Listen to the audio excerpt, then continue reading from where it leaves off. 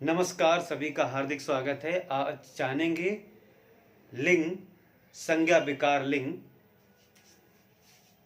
संज्ञा विकार लिंग जो हिंदी में लिंग कहते हैं, संस्कृत में लिंगम और इंग्लिश में जेंडर कहते हैं। तीनों भाषाओं में अलग अलग इसके प्रकार हैं। हिंदी में जो लिंग है वो दो प्रकार का है, एक स्त्रीलिंग और पुल्लिंग। उसी प्रकार संस्कृत में इसके तीन प्रकार हैं, स्त्रीलिंगम, पुल्लिंगम और नपुंसकलिंगम। और इंग्लिश में इसको डिवाइड किया गया है 4 पार्ट्स में, 4 काइंड्स में, masculine gender, feminine, common and neutral gender. पहले जानते हैं हिंदी में संज्ञा विकार लिंग। शब्द की जाति को ज्ञात कराने वाला लिंग कहलाता है। संज्ञा, सर्वनाम, विशेषण और क्रिया की जाति बताने वाला लिंग कहलाता है कि वो स्त्री है, शब्द की जाति स्त्री है या पुरुष है, वो लिंग कहलाता है। जो इसका ज्ञान कराता है जाति का, शब्द की पहचान इसकी संज्ञा से हो सकती है, विशेषण से और क्रिया से हो सकती है हिंदी में।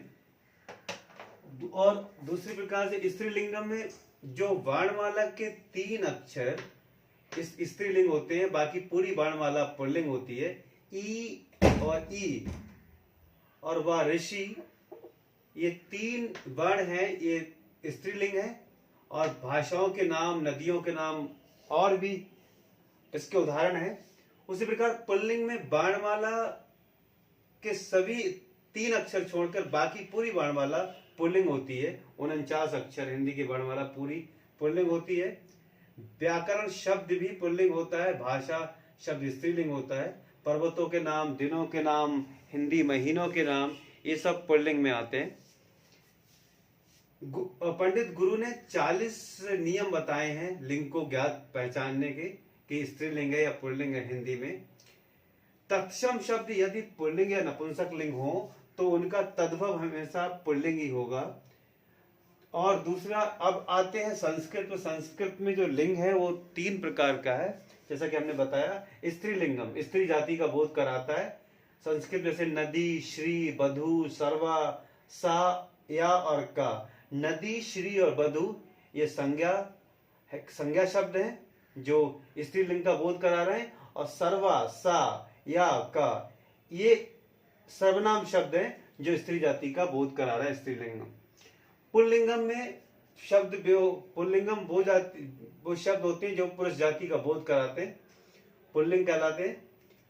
इसमें सखा, पति और गुरु ये संज्ञा शब्द हैं, पुल्लिंग। और सा, सर्वा, का और या ये सर्वनाम शब्द हैं जो पुरुष जाति का बोध कराते हैं। नपुंसक लिंगम जो जड़ होता है, जड़ मतलब निर्जीव वस्तुओं को रखा जाता है इसमें। जड़ चेतन नहीं, जड़ मीन्स जो निर्जीव हैं, जो नॉन लिविंग है, वे जड़ कहलाते हैं। और इसी को संस्कृत में नपुंसक लिंगम कहते हैं। जैसे ग्रहम घर, जगत, संसार और नाम ये संज्ञा शब्द हैं और ये नपुंसक लिंगम है।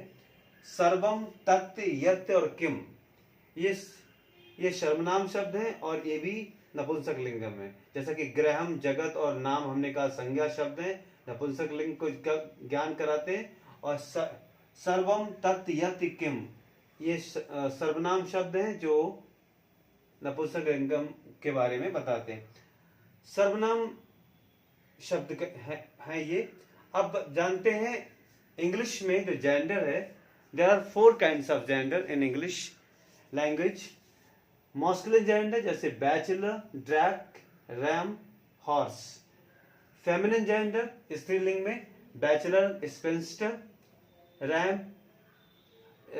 बैचलर का spinster, drake duck, ram ewe और हॉर्स का mare. Common gender denotes either male और फीमेल। तो जैसे बेबी, पर्सन, चाइल्ड और पेरेंट्स ये सब कॉमन जेंडर में आते हैं। Neutral gender denotes neither male और नॉर फीमेल, वो न्यूट्रल जेंडर कहलाता है। मीन्स नॉन लिविंग थिंग्स को इंक्लूड करते हैं इसमें, जैसे book, house, pencil etcetera.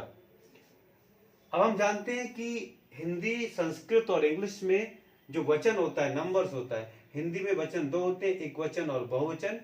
Sanskrit में वचन भी तीन होते हैं, जैसे जो तीन ही लिंग होते संस्कृत में, और तीन ही वचन होते हैं। इसमें एकवचनम, द्विवचनम और बहुवचनम। जैसे हम सर्वनाम शब्द संस्कृत से समझते हैं, सा मतलब वह, एक वचनम, तो मतलब बे दो, तो द्विवचनम, और ते बे सब मतलब बहुवचनम। उसी प्रकार से इंग्लिश में भी नंबर हिंदी की तरह दो ही होते हैं, सिंगुलर और प्लूरल। तो ये हमने जाना लिंग हिंदी में, संस्कृत में और इंग्लिश में, कि उनके काइंड्स कितने होते हैं, उनके एग्जाम्पल्स, और वचन समझा तीनों में कितने प्रकार हैं। फिर मिलते हैं। नमस्कार, जय हिंद।